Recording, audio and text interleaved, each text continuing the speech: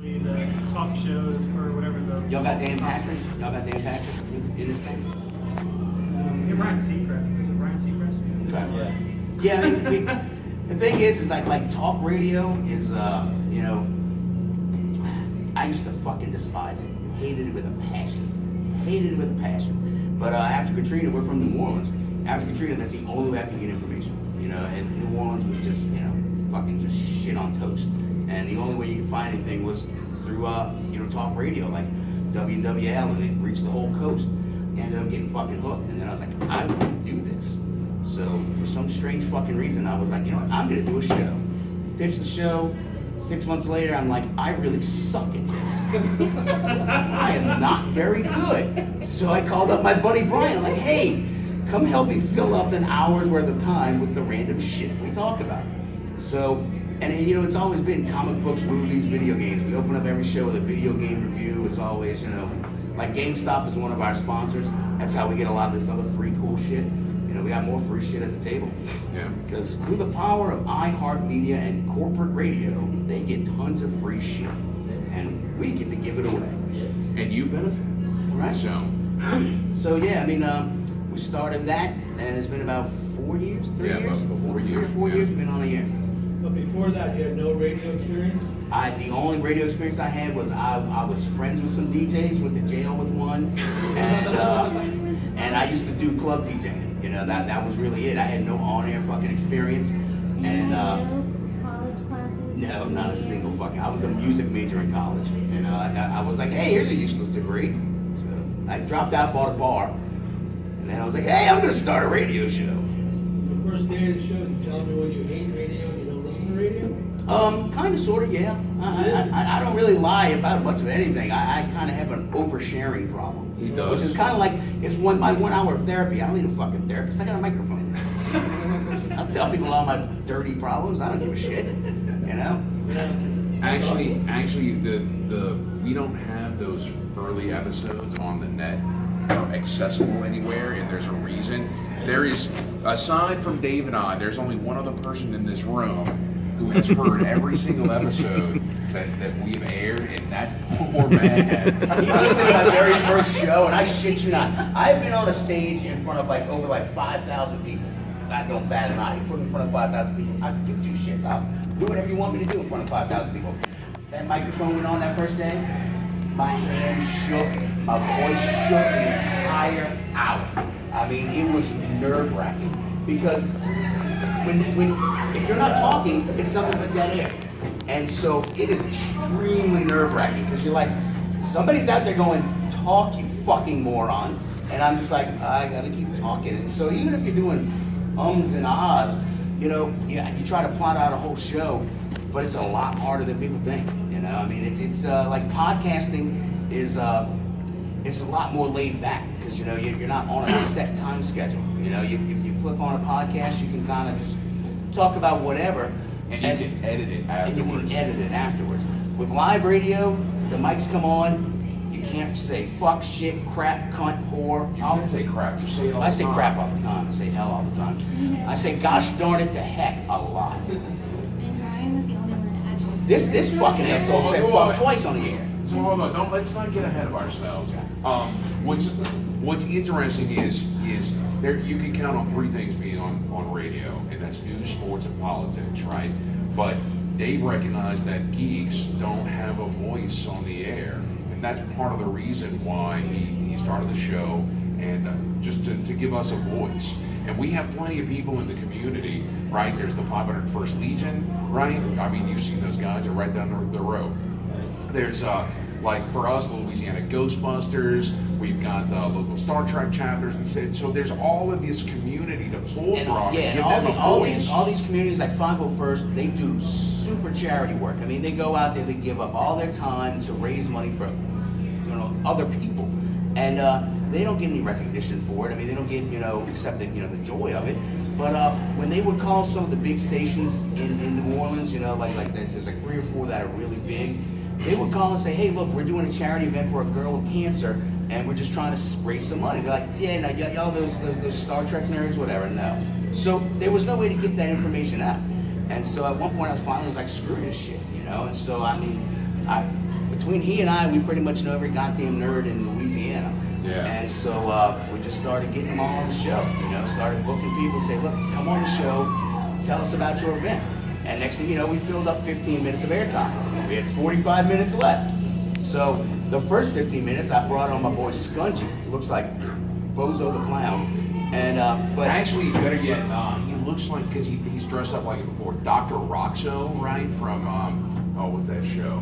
I don't know who the fuck Dr. Roxo is. Oh, dude, it's that metal show on. He's a weird-looking dude with a big, bushy, red beard and balding hair. Looks like Bozo the Clown, but with a scraggly homeless man. Dr. Roxo's I do cocaine. That guy. Still don't know what you're talking about.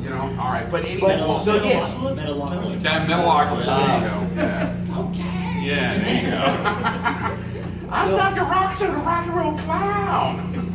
If you ever try to talk for 15 minutes solid, it doesn't sound like it's something hard, but it is fucking hard. Yeah. And the thing is that I realized in the very beginning that while I can keep talking for hours on end, sometimes I'm like riddled with ADD. So like I'm going a mile a minute, I'll be like, what was I talking about? And I'll just stop. Well, you can't stop on live air. You're just like, I'm like, what was I saying? That's not compelling radio. When all of a sudden the host stops and goes, what was I talking about again? Is the hardest part not having feedback, I guess? Like when you have a conversation with one, you feel like you can talk for hours, but you're having some kind of feedback. Yes. At least, even if it's just facial expressions changing, you don't have that in front of you. That was probably the hardest part in the beginning, where it's like, you have no idea. Talking to the wall. Right. It's funny, like I remember my very first producer, the whole time, the whole show, he's just sitting there on his fucking smartphone.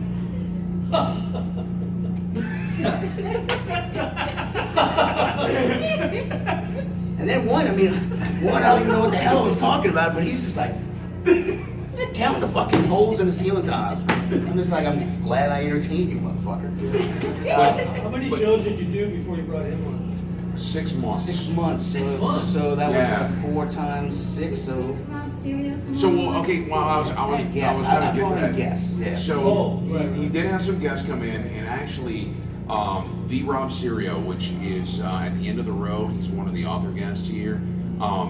He and I had a running bet as to who could get on the show more, right? Because Dave kept bringing on Rob, because Rob's talking about his books, or he's talking about whatever, and then he kept bringing me on because I'm in the 501st, and I'm in Crew to Who, and I'm in Chewbacca's, and I'm tied to this group or that group, and so he's like, hey, come talk about that subject, or this, blah, blah, blah. I would call him pretty much every other week and be like, hey, Brian, so-and-so, huh? Send me their number, And then finally, after like constantly calling him, and I started realizing that, like, you're not getting the feedback. I wasn't really getting a whole lot of feedback, and what little bit I was getting on Facebook was just like, my friends going, hey, you got a show, yay,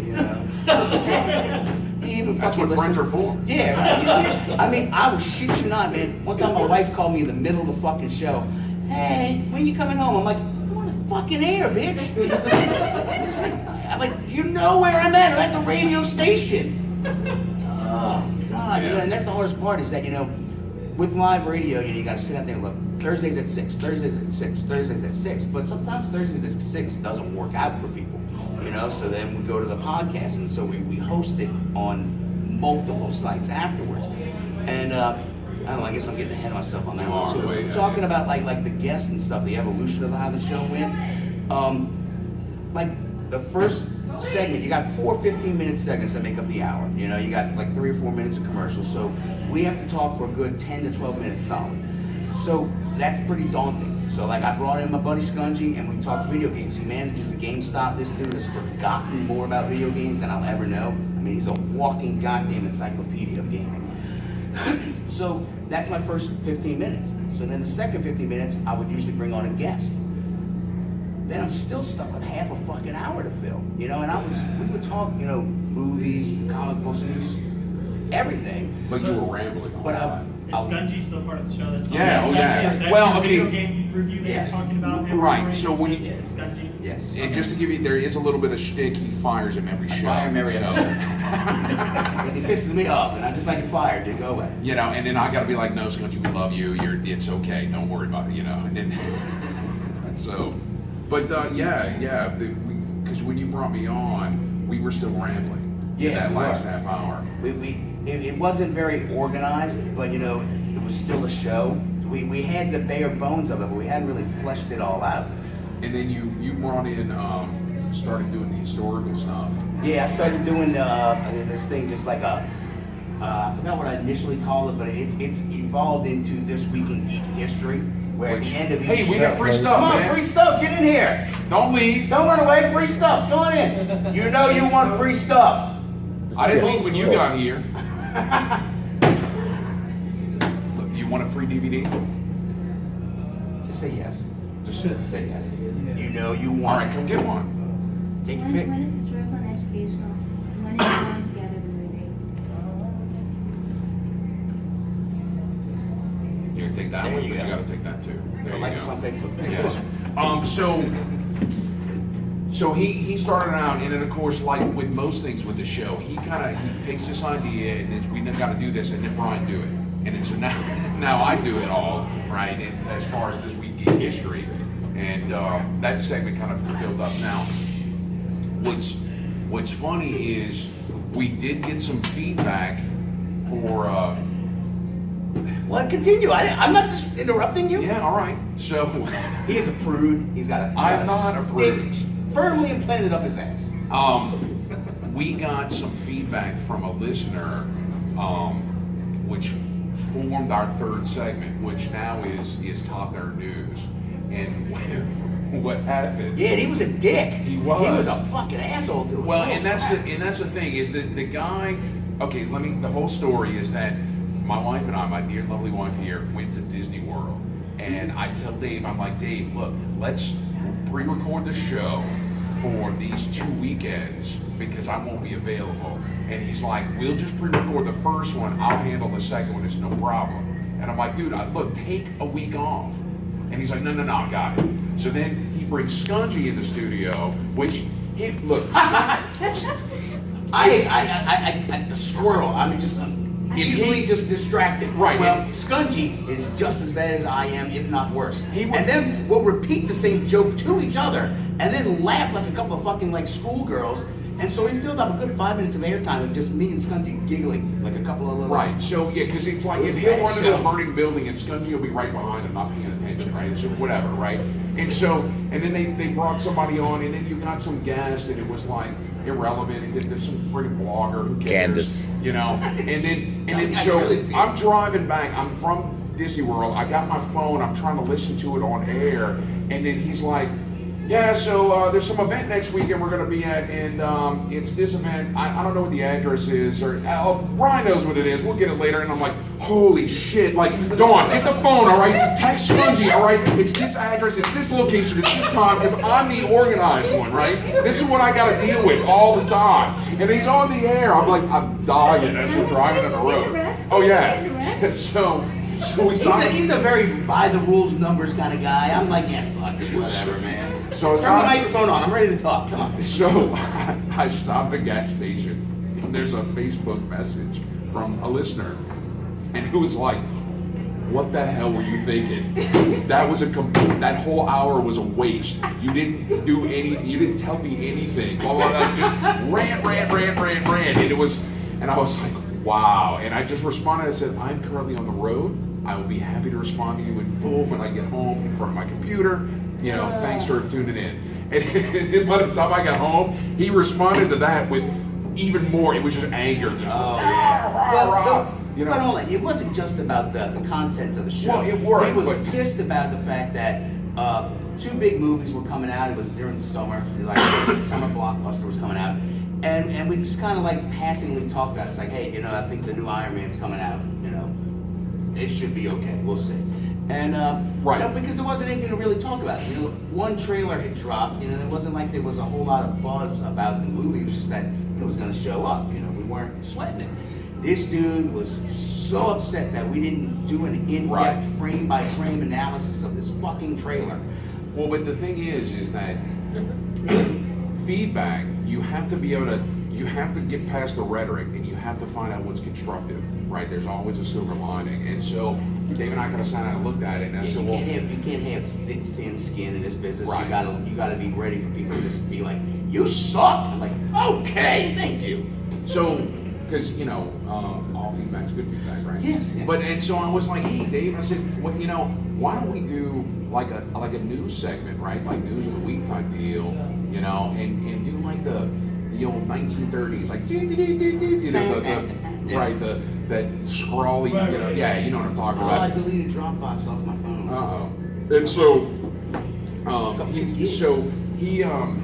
he put a little thing together, top nerd news from around the world. And now your top nerd news stories from around the world, brought to you by, and we would put one of our sponsors in there, because when we were at WGSO, we only had X amount of inventory for commercials. That's how I made money.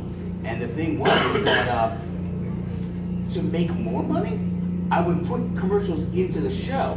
And to do that, I would kind of do an intro to a new segment and have that segment sponsored by, XYZ. And so that way, we did Top Nerd News, brought to you by the Vaping Tiger. Find them on the web at vapingtiger.com. And now your Top Nerd News. And then boom, we just go into it. And, so, that guy, that real, hate-filled review turned into a new segment for us that actually worked quite well. And, we got because benefit an out of hour, that. while it seems like a really long time, it does fly by. The only time it crawls by is when you don't know what to say. That's a nightmare. That's like waking up, thinking that you're, nude in the goddamn theater somewhere, Well, in general, is there a structure for 1 hour radio? Well, for us there is now. But you guys developed this structure. Yeah, over time, yeah. The only industry standard, as it were, is 4 15-minute talk blocks. That's like the generic standard, and I produce a morning show in New Orleans also, and it's weird. We do traffic on the 9. So every 9 minutes we take, or every 9, like 09, 19, 29, every 10 minutes, we do a traffic check. Yeah. And so that, like, from 35 to 39, it's a 4-minute talk segment.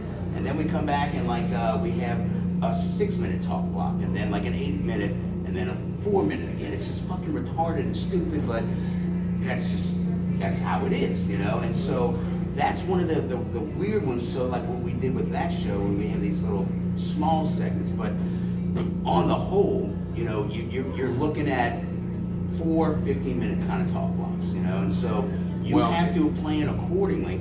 So you for our 4 segments, we do the pick of the week, a video game pick of the week, because you can talk about a video game for 15 minutes. That's real easy, and then we usually always book a guest, and so that's usually we do in-depth, interviews with guests, and we've gotten some fucking awesome guests. We got the Russo brothers. Sometimes. Some do. We got a little vanity wall in the studio. I mean, we've had the Russo brothers, Edward James Olmos, Scott Wilson from The Walking Dead, Chris 51 from Epic Geek, Jim Butcher, Kevin Hart, Naomi Novik, Harry Turtledove. Stranger Things. Peyton Witch, the bully Troy from Stranger Things. He was our in-studio guest. We've had comic book artists like Derek Donovan and Brian Guillory from Chew, right? The Eisner Award-winning Chew. Don't forget. Brian. Brian. We've had so many freak guests, cosplayers. Don't forget the guest that's here. Kimberly B. Richardson, Yeah. Chance Raspberry was our guest last Thursday, the Simpsons guy who's here. We had Marie Plug Bourbonnais. Oh, yeah, she got big tits. From she's a great cosplayer. Nicole Marie Jean, Leanna Vamp, See, that's Charles Martinet, the voice of He Mario. appreciates stitching. I appreciate boobs, At least he's honest. Stick. Ass. Laura Vandervoot, from Smallville being Oh big. God! All right, where he and I differ, I refuse to do work. I don't, it's like we're getting ready to do a presser where we're going to go interview all these people at Dallas Comic Con, Dallas Fan Expo. Yeah. And a bunch of these people, we didn't really know who they were. We got to interview the guy for the voice of Mario. It's me, I'm Mario. And then we had 3 people from Gotham. We had no idea who the fuck these people were. And so we're scrolling through the internet trying to find them. But I'm like, Brian, you do it. I'll just talk to him. We'll figure it out. It was only that one dude. Well, yeah, that one guy, and that was a flaming. How many minutes? So that They was gave us interesting. they gave us 4 minutes and then move. 4 minutes. It was like speed dating, but speed interview, right? Yeah. And that was such a surreal experience for us because Dave kind of didn't want to go to the event, and I strong-armed it. I was like, I will be at your house at 7 a.m. on Friday, and if you're not packed, I will pack you. We're going, right? And so we got out there, and that was cool because when we checked in our badges, I'm listening to the media folks talk to another media outlet, and they're like, yeah, so we had 3,000 requests for media credentials, and we honored 300, and I'm like, did you hear that? We're on the goddamn list at 10%, man. Like, that's amazing. Yeah. When you got the call letters, like before when we went there, we were WGSO, and that was a local station in New Orleans. And people responded to that. It's like, oh, WGSO, they'll at least, return your fucking email or call. Sometimes it was hard just doing like, podcasts where, they're like, oh, you're doing it in your mom's basement, whatever, and then they wouldn't get back with you.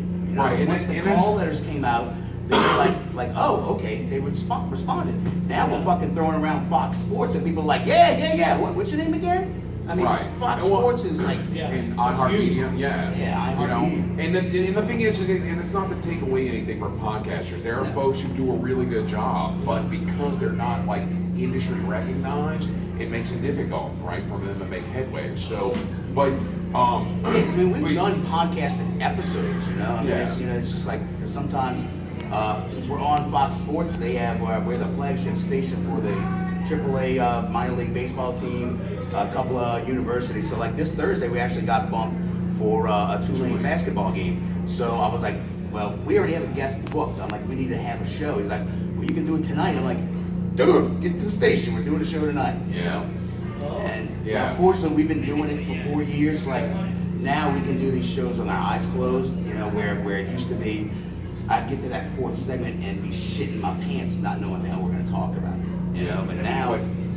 What? Have you ever had segments fail, and if so, what just give Oh, an example. recently. I just want to hear an example. An example of a failed segment. Like something you guys tried to make something that was going to last for a while. And just didn't Actually, Headlines from 2099. Headlines from 2099. that was kind of rough. That was short-lived, ill-fated adventure. What was it in the year 2000? You ever heard that bit that Conan does? In the year 2000. Yeah. We tried that headlines from 2099, and that didn't work so well.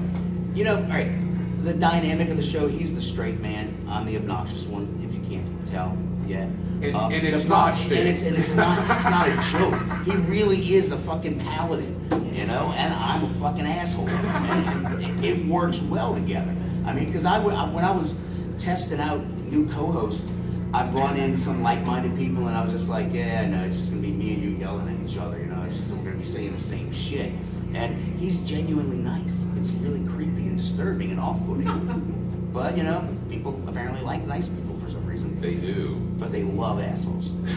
How often you have like a difficult guest where it's like, Harry Turtledove was a pain in the ass. Why? You loved it. I You were love the dude. fanboying all over I yourself. was. The problem is, when you're interviewing guests, if you ask them a question, then you sometimes kind of assume they're going to expound upon the question. Right. He's like, I'm like, I forgot what I asked him. He's like, so do you plan on doing any more, in this Videsio cycle? And he's like, no. Crickets. I'm like, so no plans then whatsoever? No. I'm like, fuck. And and you gotta recover quick because the clock is ticking, people are listening, and one thing in live radio, you can't have dead air. I mean, that is just like, You said that already. I know, but it is the fucking rule that makes everything, because as soon as they hear dead air, they stop, they look at the console, they look at whatever they're listening to it on, and they're like, oh, maybe something's wrong, and boom, and they change the station. I mean, in radio, it's 15-minute cycles.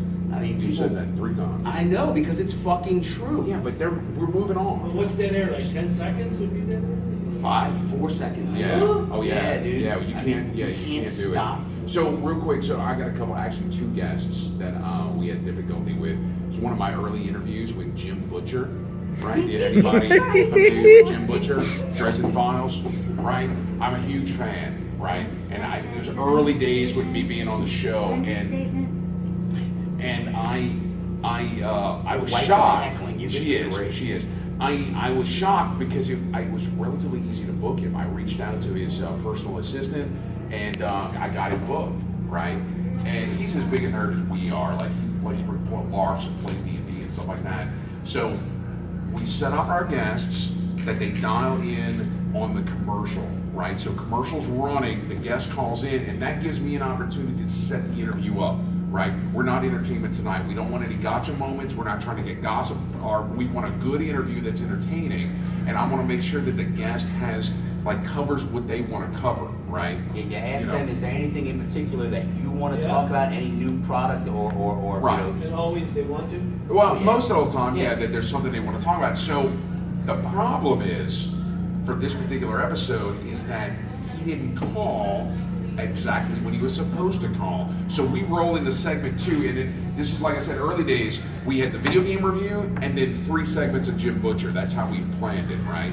And we roll into that second segment with nothing. That we had no notes, no anything, because it was supposed to be Butcher. And so Dave's floundering, because he can flounder good, just talk about nothing for a while. He does that pretty well. And I'm freaking out trying to contact the assistant, right? He was losing his And shit. he called in. We were about a minute and a half into the segment.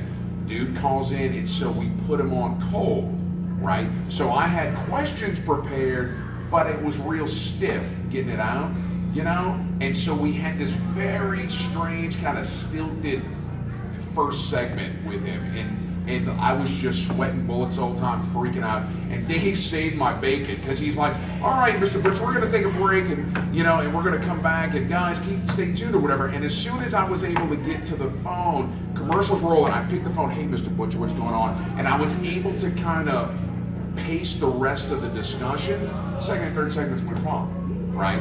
But I was so nervous, right? And and then the other one was That's probably the hardest part, is when you do some of these interviews with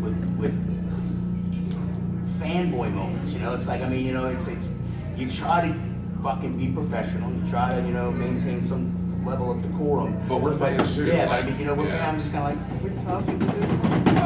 Oh, yeah. We got the Russo brothers.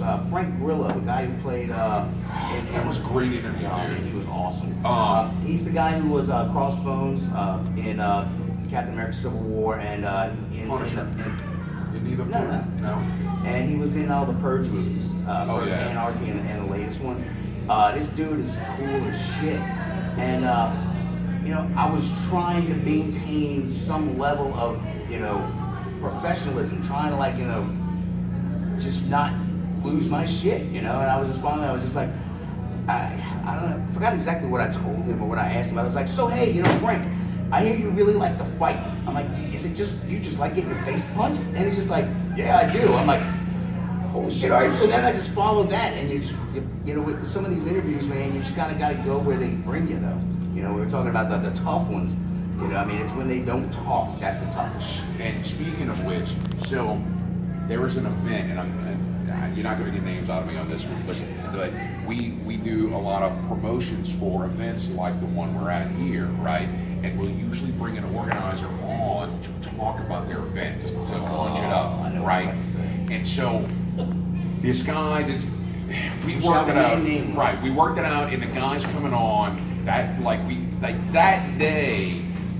Thursday in the afternoon, 30 minutes before showtime. Right, we had him booked to come on, so we were kind of cold. But I had gone to the site, and I understood the guests who were coming in. I kind of got the whole layout, and I'm ready, right? And so we get the guy on, and it's like, hey, we got so and so from this event, and hey man, it's good to have you. And he's like, oh, thanks. I'm like, hey man, look, tell us all about your event. It's like a Comic-Con. Really? Hey, so you're gonna have so-and-so, and so I'm having to punch everything up to get that level of excitement, to get people jazzed about going, and this guy couldn't have been more disinterested about his own event.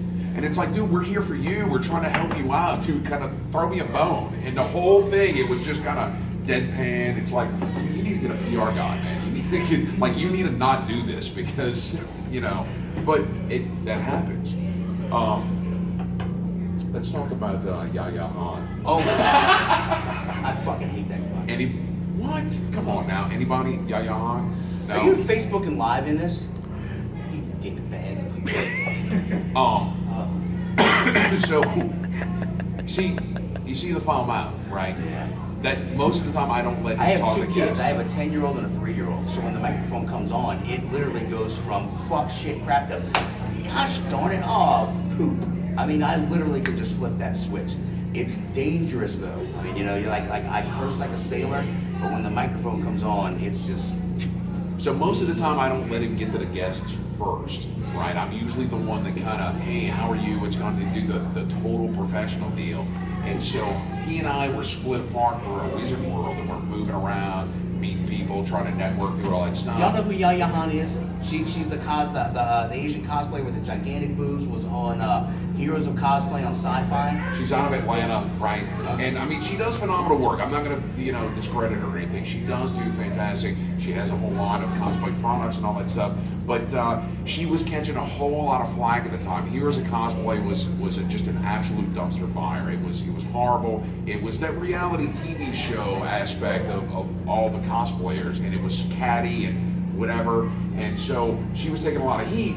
And Dave runs into her, and he's like, "Hey, what's going on? How you doing? Blah blah." And he's like, "We want to get you on the air," and she's kind of amicable to it or whatever. And he's like, "Yeah, we'd like to talk about Here's a Cosplay." And immediately she turned on him. She just shut down. She's like, I don't want to talk about that. I'm like, what do you mean you don't want to talk about that? I'm like, it's a pretty big deal. You're still filming season 2. She's like, I don't want to talk about that. We're not talking about that.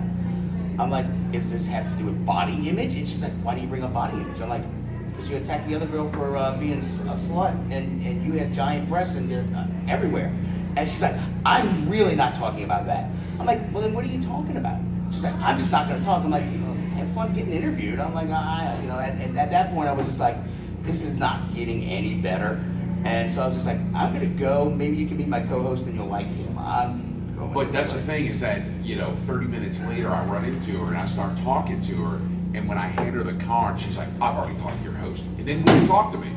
And I'm like, "All right, thanks. Have a great day." And I leave and I find him and I'm like, "Don't talk to the guests first.